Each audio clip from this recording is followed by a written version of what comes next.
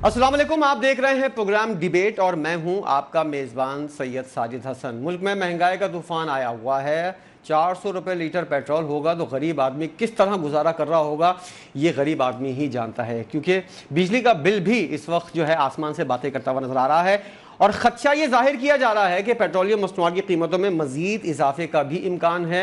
हालिया दिनों में हम देख सकते हैं कि मज़ीद इजाफा हुकूमत की जानिब से हो सकता है।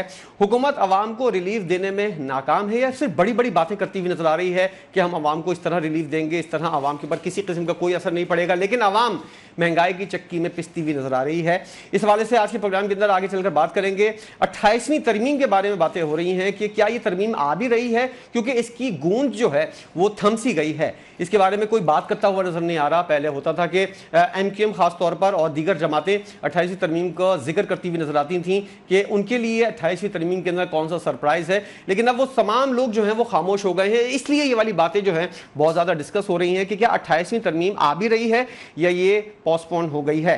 कानून सबके लिए बराबर है या सिर्फ तकरीरों की हद तक। इसकी अमली मिसाल जो है हमने देखा वन कॉन्स्टिट्यूशन एवेन्यू के मामले पर जो भी हुआ उसके ऊपर वज़ीर आज़म शहबाज शरीफ ने एक कमेटी तश्कील दी और इस हवाले से रिपोर्ट भी तलब की गई। याद रहे कि बरी इमाम और दीगर अजला के जो इलाके हैं इर्द गिर्द के, वहाँ पर क्रिश्चियन कम्युनिटी की जो आबादी है उसको मिसमार किया गया। वज़ीर आज़म ने कुछ भी नोटिस नहीं लिया। बरी इमाम के मामले के ऊपर भी वज़ीर आज़म खामोश रहे, लेकिन वन कॉन्स्टिट्यूशन एवेन्यू के मामले के ऊपर वज़ीर आज़म ने रातों रात नोटिस लिया और रिपोर्ट भी तलब की और कमेटी भी तश्कील दी गई है। ये क्या मामला है, आगे चल के कहाँ तक इसके असरात बढ़ सकते हैं, इस हवाले से बात करेंगे। पाकिस्तान तहरीक इंसाफ एहतजाज के हवाले से अब तक कोई लाहे अमल क्यों नहीं बना सकी। बानी PTI की रिहाई के हवाले से इनका कोई मामला अब तक क्यों नहीं बैठ सका, क्योंकि पार्टी की क़यादत जो है वो तकसीम होती हुई नजर आ रही है और उसके अंदर जो ग्रुप बंदियां हैं उसकी वजह से पार्टी के अंदर इख्तलाफा जो हैं वो अपने उरूज के ऊपर हैं। अब सामने आया एक फैसला, महमूद खान अचकजई साहब जो हैं, जो कौमी असम्बली के अंदर अपोजिशन लीडर हैं, उन्होंने खुद ही ऐलान कर दिया है कि वो तहरीक चलाएंगे और अल्लामा राजा नासिर अब्बास भी उनके साथ होंगे। क्या अकेले तन्हा जो है वो तहरीक कामयाब हो सकती है या नहीं। दूसरी जानिब पाकिस्तान तहरीक इंसाफ के जो वर्कर्स हैं वो भी 8 तारीख को 8 मई को जो है वो टांक के इलाके से बहुत बड़ा जो है जुलूस लेकर चलने और रैली की खूबसूरत के अंदर पेशावर की जानिब आने की तैयारी कर चुके हैं। क्या ये एहतजाज जो है कामयाब हो सकेगा। प्रोग्राम के पहले सेगमेंट के अंदर हम बात करेंगे इसी हवाले से, जबकि दूसरे सेगमेंट के अंदर पाक इंडिया जंग के हवाले से जो बातें हो रही हैं, जो खदशात का इजहार किया जा रहा है और अमेरिका ईरान मुज़ाकरात कहां तक पहुंचे हैं, दूसरे सेगमेंट के अंदर हम इस हवाले से बात करेंगे। पहले सेगमेंट के मेहमानों से आपका तारुफ कराता चलूँ। हमारे साथ मौजूद है आमिर मुगल साहब, सीनियर रहनुमा पाकिस्तान तहरीक इंसाफ के हैं, जबकि चौधरी नईम करीम साहब नून लीग के रहनुमा हैं और मौजूदा मामला जो हैं उनके ऊपर आपकी काफ़ी गहरी नज़र है। दोनों मेहमानों का शुक्रिया। आमिर मुगल साहब, जिस तरह की बात हो रही है, महंगाई का तूफान आ चुका है और आवाम के लिए सरवाइव करना जो है इंतहाई मुश्किल हो गया है।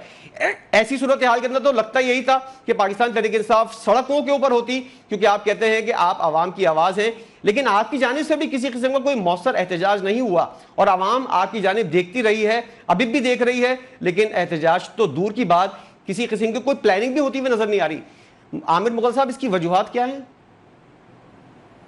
जी बिस्मिल्लाहिर्रहमानिर्रहीम, बहुत शुक्रिया साजिद साहब आपका। सबसे पहली तो बात यह है कि तहरीक इंसाफ पे तो इस किस्म का बयान है कि चाहे हम इमरान खान के लिए मुजाहरा करें, चाहे हम अदलिया के लिए करें, चाहे हम आईन कानून के लिए करें, चाहे हम महंगाई के खिलाफ मुजाहरा करें, तो तहरीक इंसाफ पे तो 788 दहशतगर्दी इक़दाम कत्ल के FIR दी जाती है।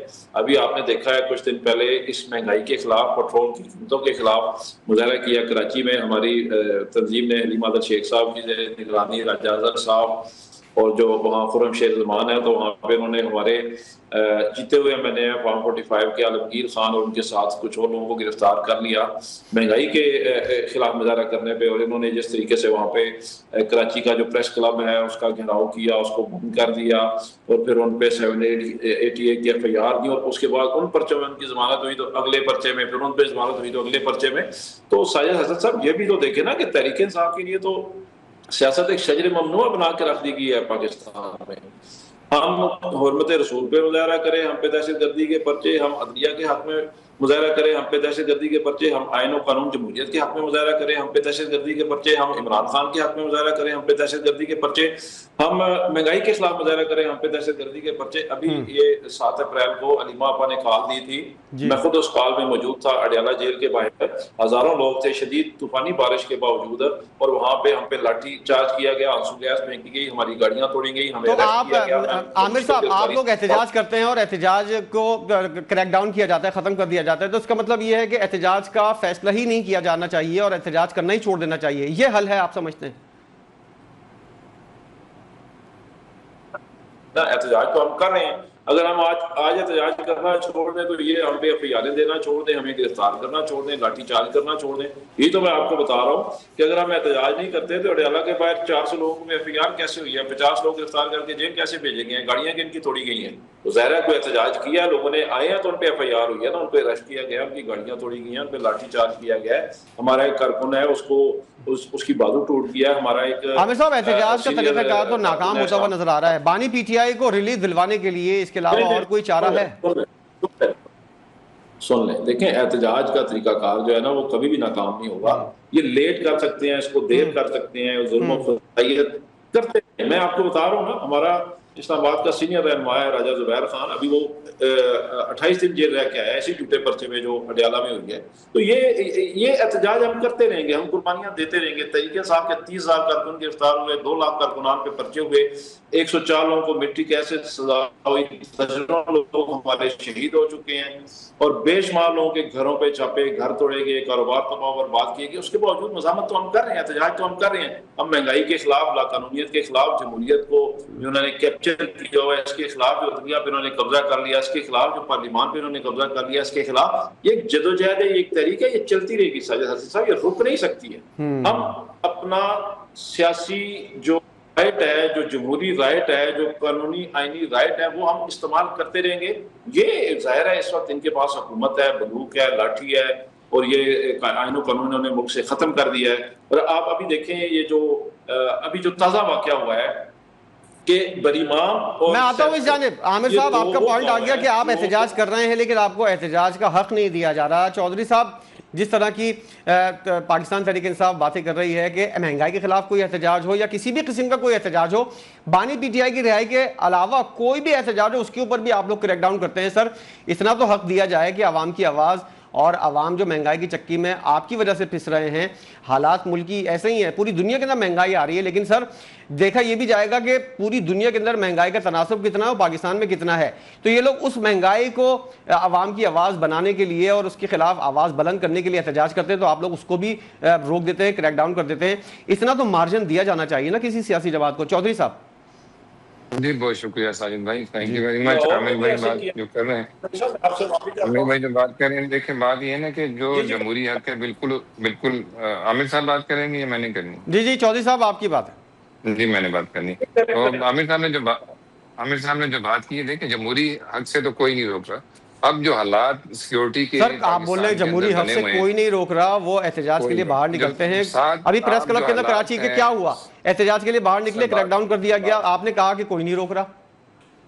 سر بات یہ ہے کہ آپ کا پورا احتجاج اگر ہوگا اور لمیٹیشنز کے اندر ہوگا، جو ایس او پیز بنائے ہوئے ہیں پولیس نے، جو اس کے مطابق ہوگا، تو کبھی بھی ایسا نہیں ہوگا نا۔ احتجاج بھی کرتے ہیں، کیا یہ ٹرک والے احتجاج نہیں کرتے؟ پہیہ جام ہڑتال بھی کر رہے ہوتے ہیں، کبھی شٹر ڈاؤن ہڑتال ہو رہی ہوتی ہے، سارا کچھ چل رہا ہوتا ہے ساتھ، کبھی انجم تاجران کر رہی ہوتی ہے۔ تو میں سمجھتا ہوں ایسی بات نہیں ہے، جو ایک اس کے اندر آپ کے پاس جو حق موجود ہے اور پرامن احتجاج کا ہے وہ آپ کر رہے ہیں، اس پہ کوئی بھی نہیں روک رہا، اور ہمیشہ سے ایسا ہی رہا ہے۔ جمہوریت کا حصہ ہے، یہ بھی پارلیمان کا حصہ ہے، ایسا نہیں کہ پارلیمان سے باہر بیٹھے ہوئے، پارلیمنٹ کے اندر بھی بیٹھے ہوئے ہیں اور کے پی کے اندر حکومت بھی چلا رہے ہیں۔ مجھے بتا دیں کہ کے پی میں کبھی ان کو کسی نے احتجاج کرنے سے روکا؟ وہاں پہ ان کی اپنی حکومت ہے، اس لیے نہیں روکا جاتا، وہاں بھی احتجاج کرتے ہیں۔ اگر پرمنٹ احتجاج ہوگا اور اسلام آباد میں آئے گا اور ریڈ زون میں جانے کی کوشش کریں گے، سیکریٹریٹ اس سے افیکٹ ہوگا، لوگوں کی اس سے نوکریاں افیکٹ ہوں گی، جو وہاں پہ ڈیلی کے بیس کے اوپر جو ویجز پہ کام کرتے ہیں وہ لوگ افیکٹ ہوں گے، تو پھر تو معاملہ تھوڑے سے قانون تو تھوڑا سا اس میں آئے گا نا ایک میں۔ تو بات یہ ہے نا کہ جب جہاں تک بات ان کے احتجاج کی ہے، موٹروں کی ہے، یا اس کے اندر کوئی نہ کوئی ان کے پاس ایجنڈا ہو جس کے اوپر احتجاج کر سکیں، مہنگائی ہے بالکل احتجاج کریں، لاجیکلی آپ کے لیے سننے کے لیے بیٹھے ہیں، پریس کلب بھی اس لیے بنائے گئے ہیں، ہر شہر کے اندر پریس کلب بنائے گئے ہیں، آپ آئیں، احتجاج کریں، آپ پروٹیسٹ کریں، اپنی پریس کانفرنس کریں، جو جمہوریت کا حصہ جو دنیا میں ہوتا ہے، ایک جو جتنی بھی قومیں چل رہی ہیں، جس طرح مطلب سیولائز جو لوگ ہیں اس طرح کرتے ہیں، ماشاءاللہ پی ٹی آئی بھی سیولائز لوگوں کو منحصر ہے، وہ آئیں احتجاج کریں، کوئی اس پہ نہیں روکتا، لیکن جب پرامن نہیں رہے گا احتجاج تو آپ لوگوں نے بھی کیا تھا، اور جب سپریم کورٹ کا فیصلہ خلاف آیا تھا اور کہا جا رہا تھا کہ آپ لوگوں نے سپریم کورٹ پہ حملہ کر دیا، اس طرح کی باتیں ہو رہی تھی، آپ لوگ ہمیشہ ڈینائی کرتے ہیں، لیکن احتجاج تو تھا نا، وہ احتجاج دیکھیں اس کے بعد ان کو پھر سبق بھی تو ملا نا، جو دیکھیں جو اس پہ جائے گا، ایس او پیز کے اگینسٹ جائے گا، جو بنائے ہوئے، اور آج کل کے جو حالات بن رہے ہیں ہم آپ کے سامنے ہیں، جہاں پہ دہشت گردی ہے ملک کے اندر، سر 9 مئی کے بعد پی ٹی آئی کو بھی سبق مل گیا ہے، اب تو تھوڑا سا ریلیف دے دینا، تھوڑا مارجن تو ملے تاکہ وہ لوگ احتجاج کر سکیں۔ جہاں پہ 144 لگا ہوگا، جس شہر میں 144 لگا ہوگا سر، اس کے مطابق ہی چیزوں کو چلایا جائے گا نا، آپ کے سامنے کہ پوری دنیا کی نظریں پاکستان کے اوپر ہے، ہم کہاں پہ بیٹھ کے ثالثی کر رہے ہیں، یہ موقع تو بالکل صحیح بات کی آپ نے، نہیں صاحب موقع کے اوپر ہم کیا میسج بالکل صحیح بات کی، یہ وقت جو ہے وہ تقاضا نہیں کرتا کہ اس وقت کسی بھی قسم کی کوئی ایسی ایکٹیویٹی ہو۔ چودھری صاحب آپ کا پوائنٹ آ گیا، عامر مغل صاحب جس طرح کی بات ہو رہی ہے، علیمہ خانم صاحبہ نے بھی اس بات کا اظہار کیا تھا، آپ کی پارٹی کے سینئر رہنما بھی اس بات کی اظہار کرتے ہوئے نظر آ رہے تھے کہ آج کے دن جو ہے وہ اڈیالہ جیل کے اندر ہم نے دیکھا کہ ابھی سلمان اکرم راجہ صاحب موجود تھے، ان کے علاوہ کچھ کارکنان یہاں پر موجود تھے، لیکن 10,000 بندہ اکٹھا کرنے کی بات ہوئی تھی، اس میں قومی اسمبلی کے ارکان، صوبائی اسمبلیوں کے اور جتنے بھی بڑی بڑی پوسٹوں کے اوپر آپ کے ارکان موجود ہیں، ان سب کو موجود ہونے کا انہوں نے کہا تھا۔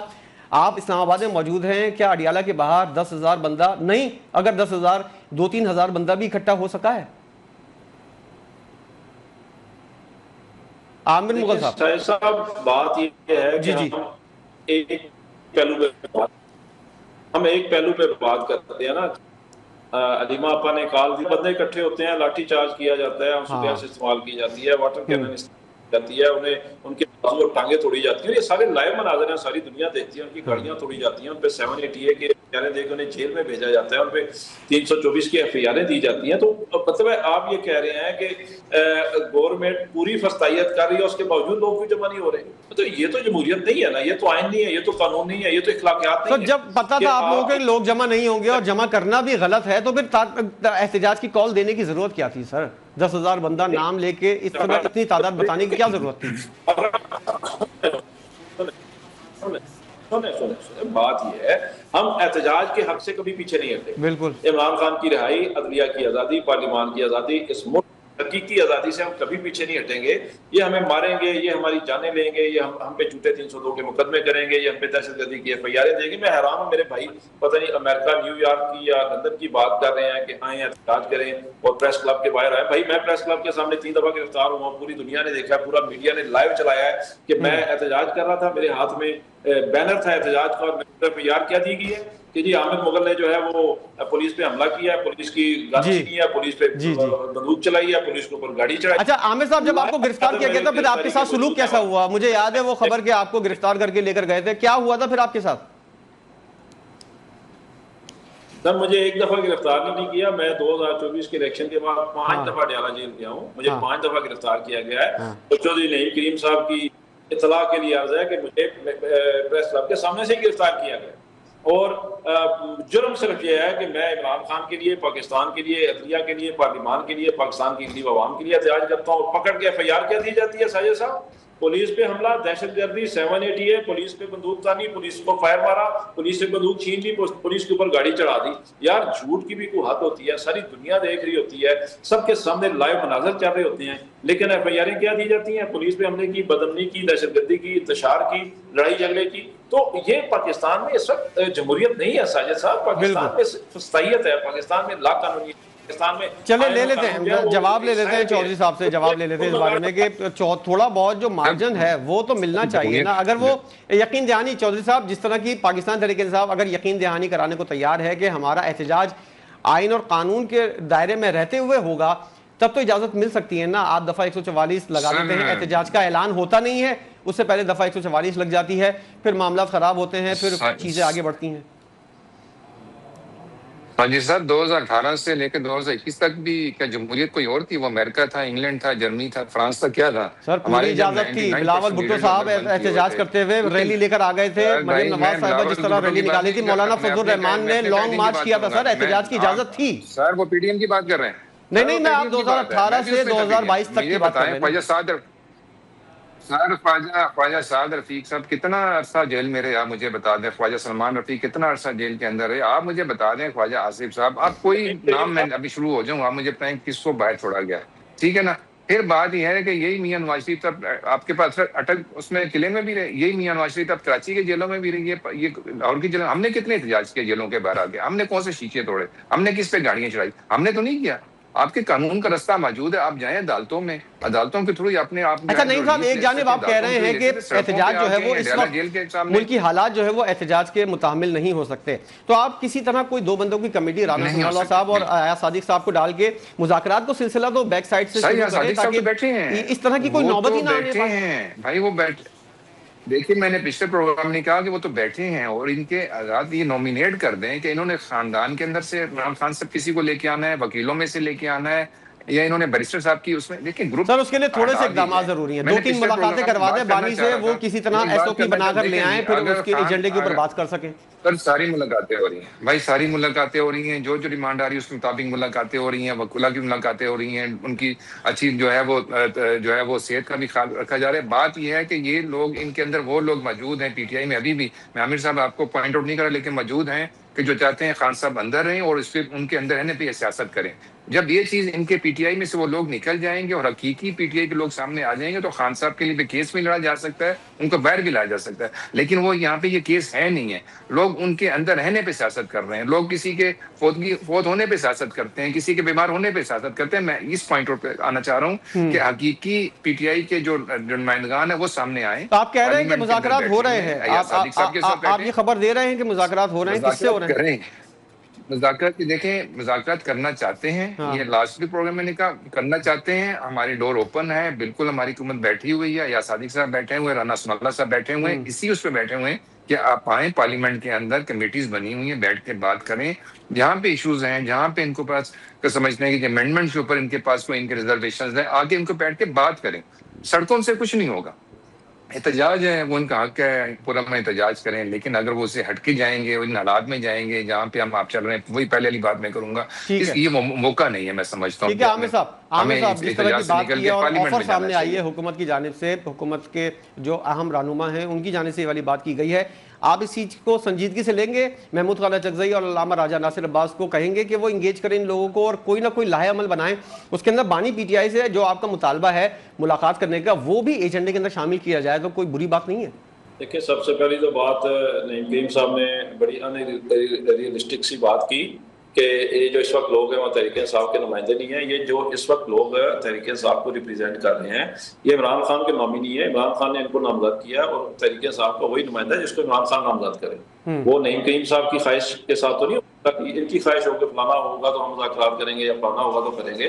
تو اس وقت جو تحریک انصاف کی قیادت سامنے ہے, جو فرنٹ فٹ پہ ہے, جو کام کر رہی ہے, اچھا کر رہی ہے یا برا کر رہی ہے, کم کر رہی ہے یا زیادہ کر رہی ہے, لیکن اس کو عمران خان نے ہی نامزد کیا, تو جس کو عمران خان نے نامزد کیا اسی نے ہی مذاکرات بھی کرنے ہیں, اسی نے ہی احتجاج کرنے ہیں. دوسری بات رہی مذاکرات کی, تو عمران خان نے تو یہ کافی عرصہ پہلے سے کہا ہوا ہے, انہوں نے محمود خان اچکزئی اور علامہ راجہ ناصر عباس کو پورا اختیار دیا ہوا ہے, حکومت ان کے ساتھ بیٹھے مذاکرات کرے, جو بھی کرنا ہے کرے, انہوں نے تو پورا اختیار دیا ہوا ہے. سر 4 مہینے سے زیادہ کا عرصہ ہو گیا, نہ محمود خان صاحب کی جانب سے کوئی مذاکرات کی بات ہوئی, نہ راجہ ناصر عباس صاحب کی جانب سے بات ہوئی. ان لوگوں کو نامزد کیا ہی اس لیے تھا کہ وہ حکومت کو انگیج کریں, مذاکرات کی بات کریں. 4.5-5 مہینے ہونے والے ہیں سر, کوئی بات نہیں ہوئی ابھی تک. وہ بارہا بات کر چکے ہیں مذاکرات کی, ایسی بات نہیں ہے. لیکن آپ اس بات مذاکرات کس چیز پہ ہوں گے؟ مذاکرات تو اس چیز پہ ہوں گے, آئین و قانون کی بحالی پہ ہوں گے, پارلیمان کی بحالی پہ ہوں گے, عدلیہ کی بحالی پہ ہوں گے, جمہوریت کی بحالی پہ ہوں گے. ان پہ یہ مذاکرات کرنا نہیں چاہتے.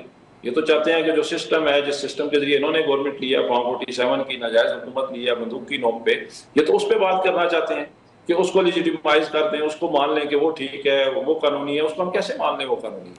تو بات تو جب بھی ہوگی وہ ہوگی 24 نومبر کے شہداء پہ, 26 نومبر کے ہمارے شہداء پہ ہوگی. ان کو کیوں گولیاں ماری گئیں, تحریک انصاف کے کارکنان کو کیوں شہید کیا گیا. بات تو جب بھی ہوگی وہ اس بات پہ ہوگی کہ 8 فروری 2024 کا الیکشن کیوں روٹا گیا. بات تو اس پہ ہوگی کہ 9 مئی تحریک انصاف پہ کیوں. سر یہ جو شرائط ہے نا عامر مغل صاحب, معذرت کے ساتھ یہ جو باتیں ہیں نا جن کے ان چیزوں کے اوپر بات ہوگی, تو اس طرح تو بات کبھی بھی نہیں ہو سکتی جس طرح کا ایس او پیز آپ گنوا رہے ہیں, اور ایسی ایس او پیز جس کے اوپر عمل درآمد کرنا جو ہے وہ ناممکن ہو. میں آؤں گا اس معاملے کے اوپر بھی, لیکن ابھی ایک اور اہم معاملہ عامر صاحب, ایک اور اہم معاملہ क्या कह रहे जी, आप बात हैं? करें। आप कुछ ऐड करना चाह रहे हैं आमिर साहब? मैं ये ऐड करना चाह रहा था, कैसे नामुमकिन है एक आजाद जुडिशल कमीशन बने जिसमें आजाद जजेस हों। अगर तहरीक इंसाफ बतौर इदारा या इमरान खान बतौर चेयरमैन 9 मई के वाकयात में मुलव्वस हैं, तो इमरान खान ने कहा इतनी बड़ी बड़ी बातें आमिर साहब आप कर रहे हैं। बानी पीटीआई से मुलाकात के लिए 2 बंदों की इजाजत आप लोगों से मिल नहीं रही, आप इलेक्शन कमीशन के लिए वो बनाना चाह रहे हैं, हुकूमत को रिजाइन करने की बातें कर रहे हैं। छोड़ें आप इस तरह की बातें कि जिस चीज के ऊपर अमल हो ही नहीं सकता, जो हो सकता है वो आप लोग हासिल नहीं कर रहे, और जो नहीं हो सकता उसके ऊपर मैं आऊंगा आपकी जानिब।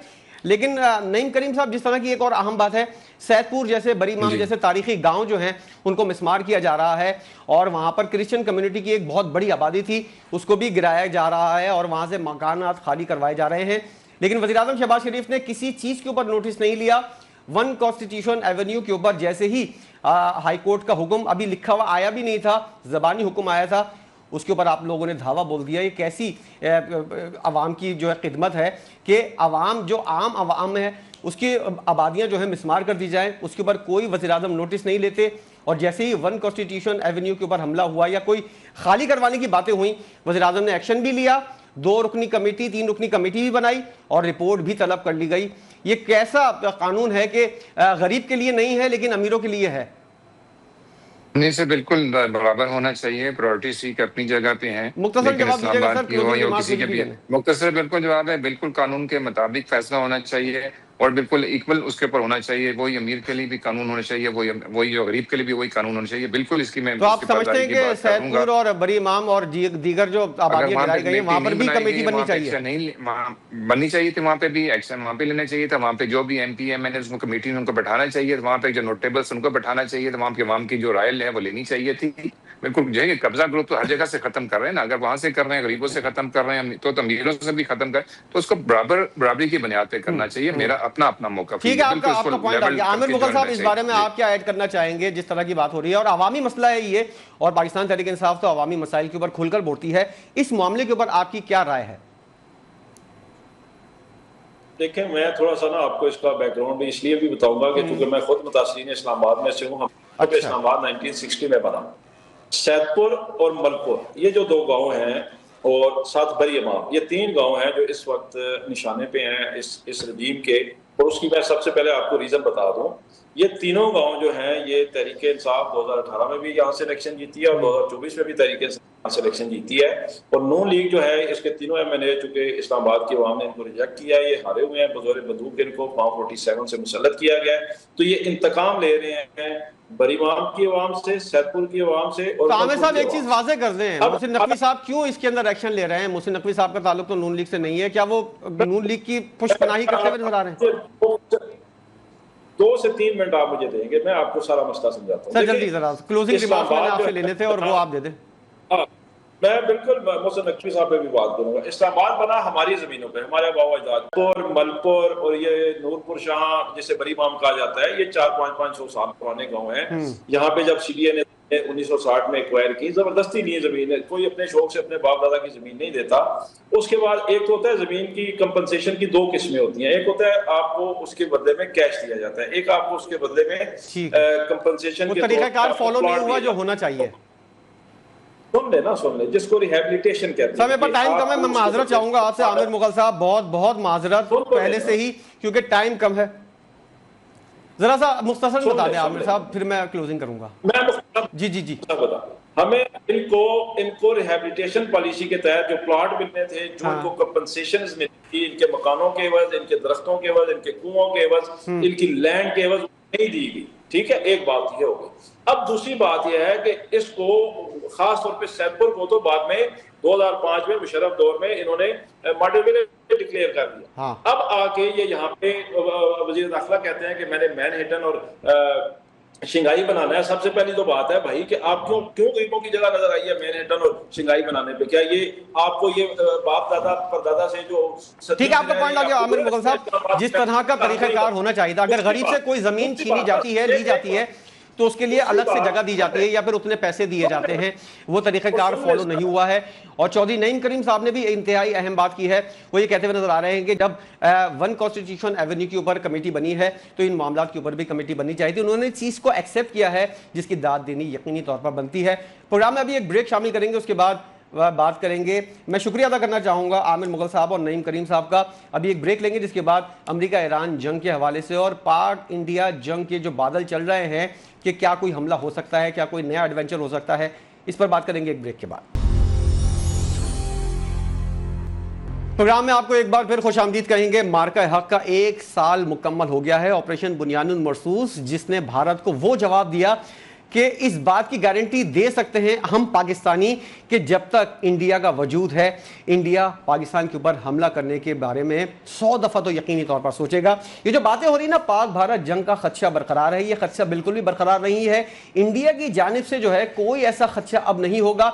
हाँ, हम ये कह सकते हैं कि प्रॉक्सीज के जरिए, जो इंडिया की पुरानी आदत थी और जो दुश्मन खुलकर सामने नहीं आ सकता या उसकी हिम्मत नहीं होती खुद सामने आने की, तो वो फिर प्रॉक्सीज के जरिए अपने अज़ाइम को कामयाब बनाने की कोशिश करता है। लेकिन प्रॉक्सीज भी एक हद तक उसके काम आती हैं, जैसा कि हमने देखा फितनउल खवारिज और फितनउल हिंदुस्तान को जिस तरह पाकिस्तान की फौज ने और पाकिस्तान के जो अवाम हैं उन्होंने जवाब दिया है, तो इंडिया को यकीनी तौर पर यह भी पता चल गया होगा कि चाहे बलूचिस्तान के रास्ते या फिर पख्तूनख्वा के रास्ते या फिर कबायली इलाकों के रास्ते, जहां से भी एंट्री की कोशिश की वो उसके ऊपर मुंह की खानी पड़ेगी। बराह रास्त एंट्री की तो वो कोशिश कर चुके हैं और 1 साल पहले जिस तरह मुंह की खाई है, उस हवाले से पाकिस्तानी कौम जो है वो जश्न मनाती हुई नजर आ रही है और पाकिस्तानी फौज को सलाम करती हुई नजर आ रही है कि हमारे सरहदों के मुहाफिजों ने हमारी एक बार फिर लाज रखी है। और अब भी अगर खुदा न खास्ता ऐसा कोई हमला होता है तो ये पाकिस्तानी फौज जो है ये हमारी लाज रखती हुई नजर आएगी। इस हवाले से आज के प्रोग्राम के अंदर हम बात करेंगे। इसके साथ साथ ईरान का अमारात के ऊपर हमला, मिसाइल हमला हुआ था जिसकी पाकिस्तान ने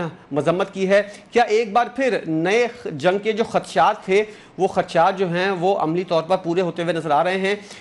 अमेरिका ईरान मुज़ाकरात कहाँ तक पहुँचे हैं और ये सिफारती कोशिशें जो हैं ये सुस्त रवि का शिकार क्यों हैं, इसके ऊपर मुकम्मल तौर पर बात करेंगे। प्रोग्राम की शुरुआत से आपका तारुफ करा दूँ, सिद्रा सदोज़ई साहिबा माहिर बैनुल-अक़वामी उमूर हमारे साथ मौजूद है। सिद्रा साहिबा, बहुत शुक्रिया आपके वक्त का। मार्का हक को 1 साल मुकम्मल हो गया है। सबसे पहले तो इसके ऊपर आपका अपना पॉइंट ऑफ व्यू क्या है, अपने जज्बात क्या हैं आपके, जरा उस हवाले से भी बताइएगा। और जिस तरह का 1 साल मुकम्मल होने के बाद हमने देखा है किसी किस्म की कोई हिम्मत नहीं हुई है पड़ोसी मुल्क की जानिब से, तो आप समझती हैं कि इंडिया यकीनी तौर पर याद रखेगा कि जब तक इंडिया का वजूद बाकी है, पाकिस्तान पर हमला करना है तो 100 दफ़ा नहीं 1000 दफ़ा तो यकीनी तौर पर सोचना होगा। Thank you so much. आपने जो टॉपिक छेड़ा है, आपको पता है कि मई का महीना है और इस वक्त पूरी कौम जो है वो खुशियां मना रही है। ये बिल्कुल इसी तरह है कि जैसे साल में हमें 2 ईदें मिलती हैं, तो एक तीसरी ईद जो है वो अब डिक्लेयर हो गई है कि मई में हुआ करेगी। बिल्कुल, क्योंकि पूरी जो कौम है वो इस खुशी को सेलिब्रेट कर रही है, जैसे हम 14 अगस्त की खुशी को सेलिब्रेट कर रहे होते हैं। तो जिसको मैं देखूं, चाहे वो आपके कुलीग्स हैं, वो आपके बच्चे हैं जो स्कूलों में इसको सेलिब्रेट कर रहे हैं, वो बाहर कोई रेड़ीबान है वो इसको सेलिब्रेट कर रहे हैं। तो जैसे 14 अगस्त का खूबसूरत सा त्यौहार हम मनाते हैं, दिन मनाते हैं कि उस वो एक फेस्टिविटी होती है, सिमिलरली अब तो हम मई में भी जो है वो अपनी पाक फौज की वजह से तीसरी ईद मना रहे हैं। एंड थैंक्स टू देम, हमारी मिलिट्री क़यादत को बहुत ज्यादा शुक्रिया। आपने तासुरात की बात की है, तो आज दिन तक जो हमारा कमजोर और बुज़दिल दुश्मन है वो अपने जख्म चाट रहा है। जिस तरीके से भी पिछले दिनों सिंदूर 2 के शुरू होने की बात हुई थी, दरअसल मसला क्या है? मसला ये है कि इंडियन अवाम ने ना बहुत लान तान शुरू कर दी थी। पिछले साल से लेके इस साल तक अपनी ही फौज को गालियां देना, उनको याद दहानी कराना कि तुम तो जो है वो कहते होते थे कि राफेल जो है वो होता तो हम वो मूंछों वाला जोकर जो आया था 2019 में, जी जी, अभिनंदन, वो उस मोचा वाले जोकर का जब हमने जहाज गिरा दिया था और गुडविल जेस्चर के तौर पे हमने कहा भाई ये हमारे किसी काम का नहीं, अपने पास ही रख लो, ऐसा फजूल सा था। तो उसके बाद से जब राफेल की बात हुई थी तो राफेल भी इन्होंने ले लिए, तो हमने तो राफेल का भी मलबा इनके हवाले किया कि ये लो, इनकी शवांगी कहीं नहीं मिल रही और उसके ऊपर इन्होंने जहमत ही नहीं की आज तक ढूंढने की भाई ये तो इन लोगों की। सिद्रा साहिबा, कथा कलामी की माजरत, खुशी का मौका मेरे लिए पता है ज्यादा क्यों है। आपने जैसा कि अभी हवाला दिया, 8 दिन उनकी जानिब से मुसलसल चीजें चलती रही, लेकिन पाक फौज ने सिर्फ 4 घंटों के अंदर जो मामला खत्म किया है ना, ये इस चीज से दिल से खुशी होती है कि 4 घंटों के अंदर ही 8 दिन का पूरा बदला और पता नहीं कितने सालों का बदला जो पूरा किया है, इस हवाले से खुशी दो चंद हो जाती है। अच्छा, मैं मेरी एक गाजी हैं इसी जंग के जिनके साथ मेरी बात हो रही थी, he is still serving on the line of control. تو میں نے ان سے پوچھا, وہ کہتے ہیں ابھی تو وارم اپ شروع ہوا تھا, مطلب ابھی تو وہ ہوتا ہے نا کہ ہم نے ہلکا پھلکا سا ان کو بتانا شروع کیا تھا, یہ بھاگ رہے تھے, ہم دیکھ رہے تھے ان کی چوکیاں اتنی چھوڑ کے یہ بھاگ رہے ہیں, تو پھر ہمیں کہا کہ نہیں اب چیزوں کو جو ہے وہ روک دو. تو ابھی تو ہم نے ان کو مزہ دینا تھا, مزہ تو ابھی ہم نے ان کو چکھانا تھا, یہ تو صرف ایک ہلکا سا ٹریلر تھا. اور پھر اس کے امریکہ بعد کو ان کی جانب سے انوالو کیا گیا تھا, ہماری جانب سے نہیں. نہ ہم تو جو ہے آپ ہمیں چھیڑیں تو صحیح, پھر اس کے بعد ہم چھڑیں گے اور پھر ہم آپ کا وہ حال کریں گے کہ آپ جا کے ٹرمپ کے پاؤں میں پڑیں گے اور کہیں گے خدا کا واسطہ پاکستان کو روک لو, ورنہ پاکستان ہمیں صفحہ ہستی سے مٹا دے گا. تو جس قسم کی اس کے بعد سے ان کے راہل گاندھی صاحب اٹھ کے کہہ رہے تھے کہ تم لوگوں نے ایک فالس نیریٹو لے کے, ایک فالس فلیگ آپریشن کر کے ایک نیوکلیر پاور جو اسٹیبلش نیوکلیر پاور ہے اس خطے میں, اس کے ساتھ جو ہے وہ تم پنگے لینے کی کوشش کر رہے ہو, اور اس کے بعد جو تمہارا حال ہوا ہے.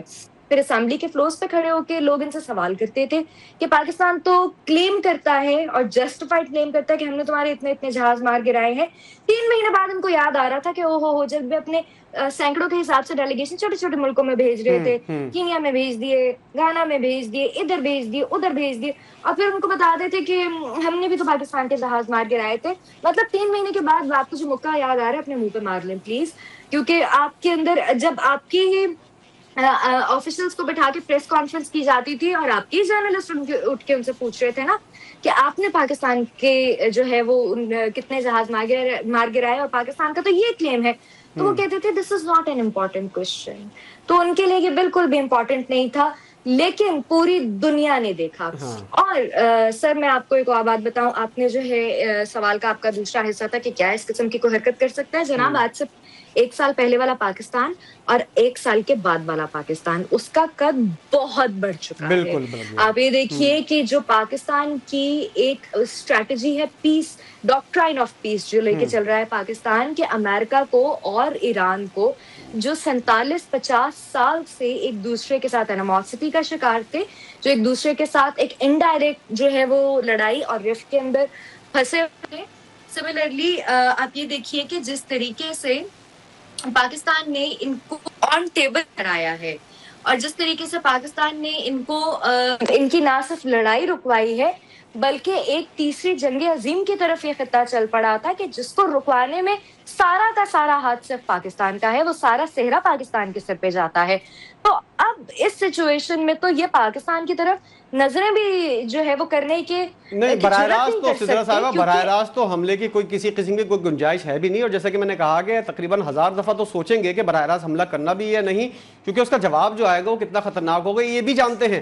لیکن پراکسیز کو جس طرح ایکٹیو کر سکتے ہیں, وہ ان کی پرانی عادت ہے افغانستان کے ذریعے یا پھر دوسرے ممالک کے ذریعے, تو وہ پراکسیز کے ذریعے پاکستان کے لیے چھیڑخانی کر سکتے ہیں, کوئی نہ کوئی شرارت کر سکتے ہیں جس کی وجہ سے پاکستان کو نقصان اٹھانا پڑے.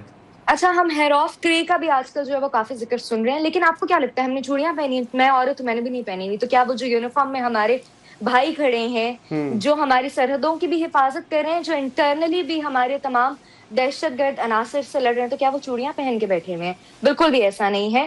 جو پراکسیز کی فارم میں ہمارے ساتھ یہ ایک اپنی وہ جس کو کہتے ہیں نا اینیموسٹی نکالنے کی کوشش کر رہے ہیں, اس کے لیے بھی تو ہمارے جو ایف سی کے جوان ہیں, ہماری لا انفورسمنٹ ایجنسیز ہیں, ہماری فوج کے جوان ہیں, وہ اس سے بھی تو بڑے بہتر طریقے سے نپٹ رہے ہیں اس ٹائم پہ. بلوچستان کے حالات کو اگر آپ اٹھا کے دیکھ لیجئے تو اس میں کوئی شک نہیں ہے کہ ایک بلوچ دل سے پاکستانی ہے. اس میں کوئی شک نہیں ہے کہ بلوچستان پاکستان کا حصہ ہے. میں بلوچستان میں رہنے والی پشتون کمیونٹی کی بات کروں, ہمیشہ رہے گا جی پاکستان کے ساتھ. دیکھیں ایک دل کے نا 4 خانے ہوتے ہیں, ٹھیک ہے, میں اگر اس کو بایولوجیکلی سمجھاؤں, there are 4 chambers, اور پاکستان کی مثال بھی اسی طرح ہے کہ اس کے 4 صوبے جو ہے وہ اس دل کے 4 حصے ہیں. 2 وینز بڑی امپورٹنٹ ہوتی ہیں اس کے اندر, اور وہ جو 2 امپورٹنٹ وینز ہیں جو بلڈ سپلائی کا کام کرتی ہے, وہ ایک گلگت بلتستان ہے اور دوسری کشمیر ہے. بالکل. تو یہ جو ایک پورا بنتا ہے نا, فارم بنتی ہے یا ایک ملک بنتا ہے, تو that is Pakistan and that is a heart. اور اس کے اندر بلوچستان بھی اتنا ہی امپورٹنٹ ہے اور وہ بھی اتنا ہی مین رول پلے کر رہا ہے. بلوچستان کو کوئی بھی مائیکا لال پاکستان سے الگ نہیں کر سکتا. ہمیں وہاں پہ انڈیا کی بھی انٹروینشن کے ثبوت ملتے ہیں, ہمیں وہاں پہ اسرائیل کی انٹروینشن کے بھی ثبوت ملتے ہیں, کچھ اور بھی ممالک ایسے ہیں جن کا میں ابھی آن ایئر نام نہیں لوں گی, لیکن یہ کہ بہت ساری وہاں پہ انٹروینشنز ہیں. دیکھیں آپ کا گوادر بن جاتا ہے تو آپ کا تو یو اے چلا گیا نا, बिल्कुल। आपका अगर चारबाहर चला गया, आपके पास बलूचिस्तान वो खित्ता है, वो सूबा है कि जो पाकिस्तान के लिए एक, ना सिर्फ पाकिस्तान के लिए इसलिए इम्पोर्टेंट है कि ज्योग्राफिकली इम्पोर्टेंट है, बल्कि Bloch and Balochistan they are as equal to us. जितना एक केपी में बैठा हुआ पश्तून है, या पंजाब में बैठा हुआ पंजाबी है, या सिंध में बैठा हुआ सिंधी है, कश्मीर में बैठा हुआ कश्मीरी है, या गिलगित में बैठे हुए लोग हैं। तो इन प्रॉक्सीज को एक्टिवेट करना, या किसी भी ऐसे, मैं कहूंगी कि बेवकूफ ग्रोह जो इंडिया का हिस्सा, इंडिया पैसे फेंक के उसका तमाशा देख रहे हैं, जो खरीद रहे हैं ऐसे बेवकूफ ग्रोहों को, लेकिन रियासत हमेशा माँ के जैसी, और रियासत ने हथियार छोड़ने वालों को हमेशा अपनी आगोश में, और मुस्तकबिल में भी ऐसे इम्कानात हैं। सिद्दर साहिबा, आपकी मौजूदगी का फायदा उठाते हुए, चूंकि आप माहिर बैनुल-अक़वामी उमूर हैं, तो मार्का हक़ तो पूरा महीना चलता ही रहेगा, इस हवाले से तो डिस्कशन हमारी हर मौजू के अंदर, हर प्रोग्राम के अंदर होती है। हम ज़रा ईरान और अमेरिका के मुज़ाकरात के हवाले से भी बात करेंगे। ताज़ा बयान जो अमेरिकी सदर का आया, उनका कहना है कि फ़ौजी लिहाज से अब ईरान को तकरीबन ख़त्म कर चुके हैं, उसके बावजूद भी सूरत हाल कंट्रोल में नहीं आ रही। अभी हमने देखा कि अमारात के ऊपर जो है ईरान की जानिब से मिसाइल फायर किए गए। आपकी क्या रीड है, क्या ये मामला दोबारा सर उठा रहा है? मिसाइलों का सिलसिला, फायरिंग का सिलसिला, जिस तरह का हमलों का सिलसिला, ये दोबारा होगा या फिर तहम्मुल का मुजाहरा किया जाएगा और सिफारतकारी को भी जगह दी जाएगी? अच्छा, सिफारतकारी तो चल रही है, इसमें तो कोई दो राय नहीं है कि सिफारतकारी नहीं चल रही, चाहे वो इनडायरेक्टली चल रही है, लेकिन वो चल रही है। होता क्या है सर कि आपने ना एक थोड़ा सा कोई ना कोई छेड़खानी करनी होती है ताकि एकदम आप मुआहदे की तरफ आ जाएं, अदरवाइज तो हर चीज स्मूथली चल रही हो। टैक्टिक्स होती तो ये this is a pressure tactic कि आपने एक मुआहदे की तरफ आना है, तो उसके लिए मैं एक्सपेक्ट कर रही थी, इनफैक्ट मैंने आज से 5 से 6 दिन पहले अपने एक प्रोग्राम में ये बात की भी थी कि मैं एक हमला होते हुए देख रही हूँ, या वो ईरान की जानिब से होगा या वो अमेरिका की जानिब से होगा। तो वो हमला हो गया है, आप इसको उससे मिलाती हैं कि अमारात के ऊपर जो हमला हुआ है, उस हमले की आप बात कर रही थी? मैं बिल्कुल, मैं एक हमला होते हुए देख रही थी। तो इसके बाद जो है वो एक्सपेडाइट किया जाएगा ना मुआहदे की तरफ, जो आपका रास्ता चल रहा है उसको, या जो आपकी सफारतकारी चल रही है उसको, क्योंकि इससे पहले तो हमने देखा कि ईरान जो है, जब अमेरिका का वफ्द यहाँ आके बैठा हुआ था तो ईरान थोड़ा सा नाराज हो गया था। जब ईरान का वफ्द यहाँ से गया तो थोड़ी सी कुछ जो है वो ट्रैवलिंग आवर्स को गिनना शुरू कर दिया था ट्रम्प ने। लेकिन मैं बहुत पॉजिटिव हूँ, और जो मेरी कैलकुलेशन है वो यही है कि इंशाल्लाह मई के दूसरे हफ्ते में हम बहुत सारी खुशखबरियां सुनेंगे जो मुआहदे की सूरत में होंगी, और इंशाल्लाह this is going to and. और इसके अंदर जो सारा सेहरा जाता है वो अल्हम्दुलिल्लाह पाकिस्तान की सिविल और मिलिट्री की आदत पे जाता है। अच्छा, आप सिद्दर साहिबा, इसराइल की जानिब से जिस तरह की इन तमाम चीज़ों को सबोताश करने की कोशिशें हो भी सकती हैं, और वो सोच भी रहा होगा, ये खदशा कितना बड़ा अहम है और इसके ऊपर कितना गौर करना चाहिए? अच्छा, Israel is the only factor कि जिसको सुकून चुभता है, जो सुकून देखना नहीं चाहते। और अगर हम इस इक्वेशन में से इजराइल को निकाल दें तो ऐसा कोई मसला नहीं था कि जिसके बेस पे अमेरिका और ईरान आमने सामने आके खड़े हो जाते। तो जो इसके अंदर एक शर वाला फैक्टर है, या शर वाला फैक्टर डाला गया है, वो इसराइल की तरफ से है। इसराइल का अपना वेस्टेड एजेंडा है, that is the formation of greater Israel. और उसके अंदर ईरान जो है वो एक बहुत बड़ी हर्डल था ग्रेटर इसराइल के मंसूबे के अंदर। तो ये सारी जो सिचुएशन है, इसमें सबसे जो गंदा किरदार है वो नेतन्याहू ने प्ले किया है।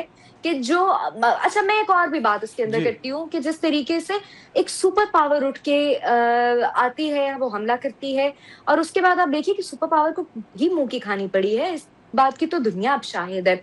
लेकिन आखिर वो कौन सी ऐसी मजबूरी थी कि जिसकी वजह से हम ये देख रहे हैं कि डोनाल्ड ट्रंप वो ब्लैकमेल हो गए इसराइल के हाथों।